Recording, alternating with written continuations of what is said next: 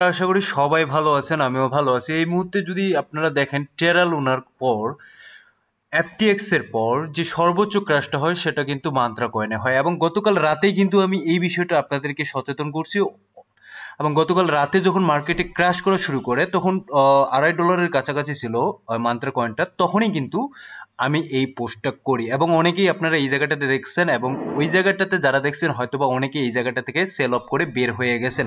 এবং এগুলোর কারণ কি কি কারণে হচ্ছে, এখন যারা মান্ত্রা কয়েনটাতে বা ওম কয়েনটাতে ইনভেস্ট করতে চাচ্ছেন তাদের কি করণীয়, অথবা যারা অলরেডি ইনভেস্ট করছেন তাদের কি করণীয়, এই বিষয়গুলো নিয়ে আজকে আলোচনা করব। সো প্রথমত যদি আমি বলতে যাই, সে হচ্ছে রাগপুল। রাগপুল বিষয়টা নিয়ে কিন্তু এর আগেও আমি আলোচনা করছিলাম আপনাদের সামনে, আপনাদেরকে বলছিলাম যে রাগপুল কিভাবে কিভাবে হয় এবং রাগপুল কে কে করে, এই বিষয়টা কিন্তু আমি টোটালি আপনাদেরকে বুঝিয়েছিলাম। এখন হঠাৎ করে এই কয়েনটা গত কয়েকদিন আগেও যদি আপনাদেরকে দেখাই, গত কয়েকদিন আগে এই কয়েনটা কিন্তু খুব দ্রুততার সহিত এই জায়গাটাতে পাম্প করতেছিল, যখন পুরো ক্রিপ্টোকারেন্সি মার্কেটের যে ফেজটা ছিল সেটা ছিল আপনার সেলিং প্রেশার ছিল। অন্যদিকে কিন্তু আমরা যদি মান্দ্রা কয়েনটাতে দেখি, সেই জায়গাটাতে মান্দ্রা কয়েন কিন্তু খুব দ্রুততার সহিত কিন্তু উপরের দিকে উঠতেছিল। মানে সেম একটা কাহিনী এই জায়গাটাতে ঘটে গেল, যেই কাহিনীটা ঘটছে টেরালুনার সাথে। যদিও টেরালুনা যেটা আছে সেই টেরালুনা কিন্তু ক্র্যাশ করতে কিছুটা সময় লেগেছিল, বা এফটিএক্স কোলাপস করতে কিছুটা সময় লেগেছিল, বাট মান্ত্রা যে কয়েনটা আছে সেই মান্ত্রা কয়েনটা কিন্তু ক্র্যাশ করতে বেশিক্ষণ সময় নেয় নাই। এবং আমরা যদি ওভারঅল সিচুয়েশন দেখি, সেক্ষেত্রে আমরা দেখতে পাবো গতকালকেই শুধুমাত্র এখানে 90%-এর উপরে কিন্তু আপনার ক্র্যাশ করছে। সো এই অবস্থায় যে আমাদের কি বোঝাচ্ছে ক্রিপ্টোকারেন্সি মার্কেট, যে ক্রিপ্টোকারেন্সি মার্কেটে আসলে ইনভেস্ট করা কতটুকু উচিত, বা ক্রিপ্টোকারেন্সি মার্কেট আসলে কতটুকু সেফটি। দেখুন, যে মান্ত্রা যে কয়েনটা আছে বা ওম যে কয়েনটা আছে, এই কয়েনটা নিয়ে কিন্তু আমি কোনোদিন কোনো ভিডিওতে বলি নাই যে এই কয়েনটা কিনতে হবে, বা এই কয়েনটা কেনার সাজেস্ট আমি কখনো করি নাই। আপনারা যারা আমার পুরাতন ভিডিও দেখছেন তারা জানেন আমি এই কয়েন নিয়ে কিন্তু কোনো সাজেশন ভিডিও দিই নাই যে আপনারা এই কয়েনটাতে বাইং করেন। এবং পরবর্তী আরেকটা যে বিষয় আছে, সেই বিষয়টা হচ্ছে যারা অলরেডি বাইং করে ফেলছেন এবং যারা অলরেডি এই জায়গাটাতে ফেসে গেছেন তাদের কি করণীয়। আপনারা দেখুন, এই জায়গাটাতে হয়তো বা কিছুটা মার্কেট এই জায়গায় পাম্প করতে পারে, এখানে $2 বা $3 পর্যন্ত আসার একটা পসিবিলিটি আছে, আবার নাও আসতে পারে। তবে আপনারা এই জায়গাটাতে কিন্তু পার্ট সেলিং যেটা আছে সেটা করতে পারেন। এবং যারা চিন্তা করতেছেন যে এই জায়গাটাতে আপনারা ইনভেস্ট করবেন, আমি মনে করি যে আপনারা এই জায়গাটাতে ইনভেস্ট করা আপনাদের উচিত না। কারণ এটা টোটালি একটা কিন্তু স্ক্যাম প্রজেক্টের মধ্যে পড়ে গেছে, এটা একটা রাগ পুল। ঠিক আছে, রাগ পুল বিষয়টা তো এর আগেও আমি আপনাদের বুঝিয়েছিলাম।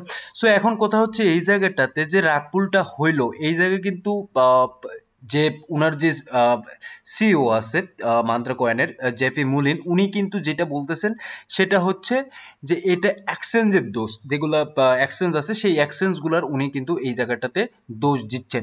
বাট অপর দিকে যদি আমরা লক্ষ্য করি, সেই জায়গাটাতে আরেকটা বিষয় আমাদের লক্ষণীয়, সেই বিষয়টা হচ্ছে এই জায়গাটাতে যে মান্ত্রা কয়েনের যে ওনার আছেন, তিনারা কিন্তু অনেকটা এই জায়গাটাতে হোল্ডিং করেছিলেন, যেই বিষয়টা কিন্তু সবচেয়ে বেশি এই জায়গায় ইফেক্ট করছে। এবং আমরা যদি এই জায়গাটাতে আমরা লক্ষ্য করি, তারা কিন্তু এই জায়গায় বাইন্যান্সে ডিপোজিট করতেছিল, এবং ডিপোজিট করা মানেই তো আমরা বুঝতেছি যে তাদের যে ওয়ালেট থেকে বাইন্যান্সে ট্রান্সফার করা, তার মানে তারা সেলিংয়ের জন্য এই জায়গাটাতে ট্রান্সফার করতেছে।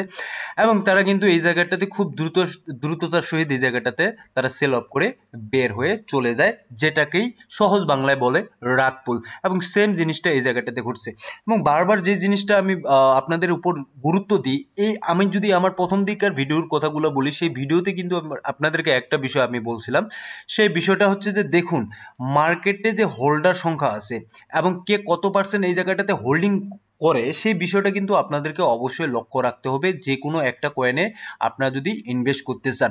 আদারওয়াইজ কখনো ইনভেস্ট করবেন না, এটা আমি শুরুর দিকে এই কথাগুলো আমি বলছিলাম। এবং যারা আপনারা এই কয়েনগুলো নিয়ে গবেষণা করেন, বা যারা কয়েন নিয়ে গবেষণা করেন এবং কয়েনে ইনভেস্ট করেন, তারা কিন্তু এই বিষয়টা অবশ্যই লক্ষ্য করবেন, এবং লক্ষ্য না করলে কিন্তু এইখানে কিন্তু আপনাদেরকে ধরা খেতে হয়। এখন আজকে কিভাবে হোল্ডার সংখ্যা দেখা যায় সেই বিষয়টা আমি অলরেডি এই জায়গাটাতে আমি বের করছি।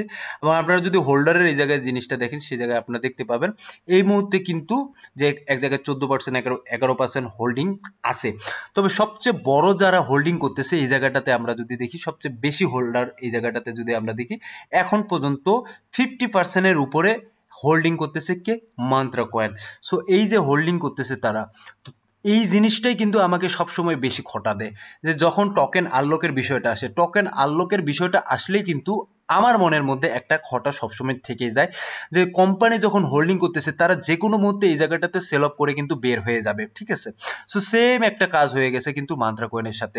এবং সহজ বাংলা কথা যদি এই জায়গায় আমি বলতে যাই, সেই কথাটা হচ্ছে যে যারা মান্ত্রা কয়েনে ইনভেস্ট করতে চাচ্ছেন, এটা তো ভুলে যান যে মান্ত্রা কয়েনে ইনভেস্ট করবেন। এফটিএক্স দেখছেন বা টেরালুনা দেখছেন, এবং আজকে দেখলেন, গতকালকে দেখলেন মান্ত্রা যে কয়েনটা আছে, ওম কয়েনটা আছে, সেই ওম কয়েনটাও কিন্তু সেম একটা পজিশন বা সেম একটা জিনিস কিন্তু অলরেডি ঘটিয়ে ফেললো। সো এখন কথা হচ্ছে যে আসলে ক্রিপ্টোকারেন্সি মার্কেট কতটুকু সেফটি বা সিকিউর, এটা কিন্তু আসলে ভাবার মতো বিষয়। দেখুন, কিছু কিছু জায়গায় কিছু কিছু যেই কয়েন আছে, সেই কয়েনগুলা কিন্তু আমাদেরকে কিন্তু অনেকটা হতাশার মধ্যে ফেলে দিছে।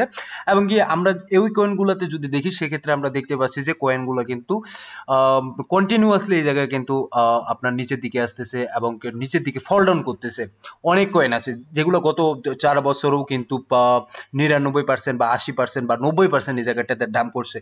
এই ক্ষেত্রে আমি সবসময় যেই বিষয়গুলো আপনাদেরকে বলি, সেই বিষয়টা হচ্ছে আপনারা যেই কয়েনগুলোতে ইনভেস্ট করতেছেন, সেই কয়েনগুলোতে আপনারা যখন 30% বা 40% প্রফিট হয়ে যায়, সেই 30% 40% প্রফিট নিয়ে কিন্তু এই জায়গাটাতে বের হয়ে যাবেন। এবং এই জায়গাটাতে যদি বলতে হয়, সেই জায়গায় বলতে হয় যে বিটকয়েন হচ্ছে একটা কয়েন, যে বিটকয়েনে ইনভেস্ট করা আসলে প্রত্যেকটা মানুষের উচিত 50% বা 60% বিটকয়েনগুলোতে ইনভেস্ট করা উচিত। এবং আমার নিজের যদি পোর্টফোলিওর কথা বলি, আমার নিজের পোর্টফোলিও কিন্তু বিটকয়েনে 60 থেকে 70% কিন্তু পোর্টফোলিওতে হোল্ডিং করা আছে। সেটা আমি কিন্তু আমার যদি আগের ভিডিওগুলো দেখেন, সেই আগের ভিডিওতে কিন্তু আপনাদেরকে এই জায়গাটাতে আমি বলছি। সো এখন কথা হচ্ছে যে মান্ত্রা কয়েনটাতে ইনভেস্ট করা যাবে না, ফার্স্ট। সেকেন্ড কথা হচ্ছে যে যারা অলরেডি ইনভেস্ট করে ফেসে আছেন, তাদেরকে যে জিনিসটা করতে হবে, পার্ট যে এই জায়গায় সেলিং করতে হবে। এবং মার্কেটে হয়তো বা কিছুটা এই জায়গায় রিকভার করতে পারে, বাট আদারওয়াইজ যদি আপনি এই জায়গায় চিন্তা করেন যে মার্কেট আবার সেম জায়গায় যাবে, সেটা আপনার কিন্তু পুরোপুরি ভ্রান্ত ধারণা। এই কয়েন আগের জায়গায় যাওয়ার মতো কোনো পজিশনে নেই। যত তারা উলট পালট কথাবার্তা বলুক, এক্সচেঞ্জ দোষ দিচ্ছে আপনার ফাউন্ডারকে, ফাউন্ডার দোষ দিচ্ছে এক্সচেঞ্জকে, এই জায়গায় আসলে আমাদের মতো যে রিটেল ইনভেস্টর আছে, তারা কিন্তু এই জায়গাটাতে অলরেডি ধরা খেয়ে বসে আছে। সো হোপফুলি আপনারা বিষয়টা বুঝতে পারছেন। মার্কেটের আজকের আপডেট কোনো দিব না, শুধুমাত্র গতকালকে যেই কয়েনটা রাগপুল করে ফেললো, যেই কয়েনটা স্ক্যাম করে ফেললো, সেই কয়েনটা নিয়েই আপনাদেরকে এই জায়গাটাতে আমি বললাম। সো ধন্যবাদ, সবাই ভালো থাকবেন, সুস্থ থাকবেন, দেখা হবে নতুন কোনো ভিডিও।